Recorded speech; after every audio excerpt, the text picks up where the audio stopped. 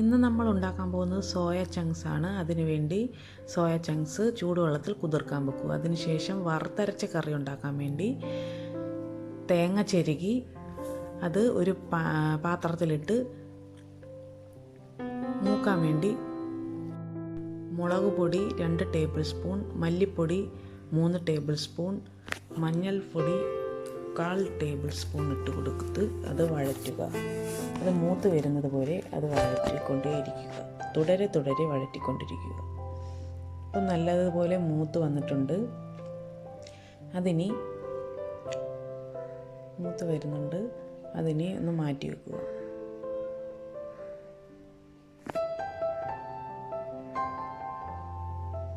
ഒരു ചട്ടി വെച്ച് അത് ചൂടായി വരുമ്പോൾ പച്ച വെളിച്ചെണ്ണ ഒഴിക്കുക. വെളിച്ചെണ്ണ ഒഴിച്ച് അത് ചൂടായി വരുമ്പോൾ കടുക്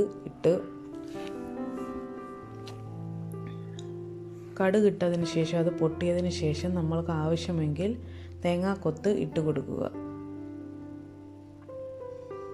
നിങ്ങൾക്ക് ആവശ്യമെങ്കിൽ മാത്രം ഇട്ട് കൊടുത്താൽ മതി. ഒരു ഇറച്ചിയുടെ ഇത് വരാൻ വേണ്ടിയാണ് നമ്മൾ ഇതിട്ട് കൊടുത്തത്. അതിന് ശേഷം വെളുത്തുള്ളി ഇഞ്ചി പേസ്റ്റ് അത് ഇട്ട് പച്ചമണം മാറുന്നത് വരെ അത് വഴറ്റി കൊടുക്കുക.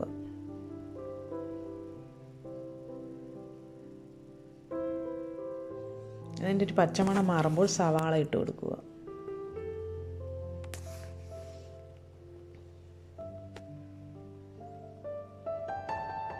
സവാള ഇട്ട് നല്ല രീതിയിൽ ഇളക്കുക.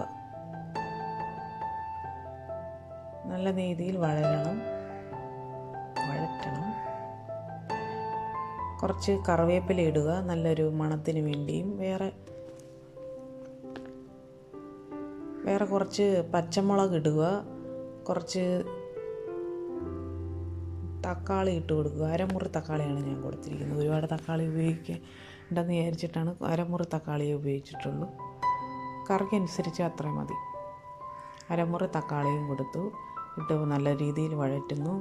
കുറച്ച് ഉപ്പിട്ട് കൊടുക്കുക. അതിന് ശേഷം ഉപ്പിട്ട് വഴറ്റുകയാണ്. നല്ല രീതിയിൽ വഴറ്റുക. വഴന്നു വരുന്നുണ്ട്.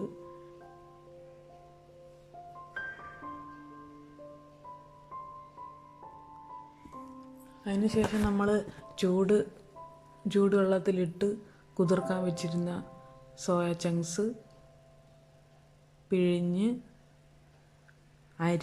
ഇറച്ചിയുടെ വലിപ്പത്തിൽ അരിഞ്ഞ് ഇട്ട് അതിനകത്തോട്ട് ഇളക്കി കൊടുക്കുന്നു.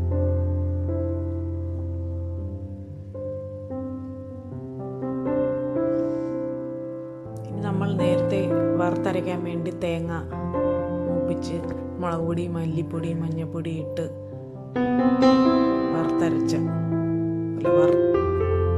വറുത്ത് അരച്ച പേസ്റ്റ് അതിനകത്തോട്ട് ചേർക്കുന്നു. അതിനുശേഷം നമ്മൾ ആവശ്യാനുസരണം ചൂടുവെള്ളം അതിലേക്ക് നമുക്ക് എത്ര ഗ്രേവി വേണോ അത്രയും ആവശ്യാനുസരണം ചൂടുവെള്ളം ഒഴിക്കുക. ചൂടുവെള്ളം തന്നെ ഒഴിക്കുന്നതാണ് കൂടുതൽ നല്ലത്. കുറച്ച് കറിവേപ്പില തിളച്ച് വരുമ്പോൾ കുറച്ച് കറിവേപ്പില ഇട്ട് അടച്ചു കൊടുക്കുക. ഒന്ന് വെന്ത് വരുന്നവരെ. അപ്പോൾ അത് കുറുകി അത് സ്വാദോടെ കഴിക്കാൻ പാകത്തിലാകുന്നു. കുറച്ച് മസാലപ്പൊടി ഇട്ട് കൊടുത്തു.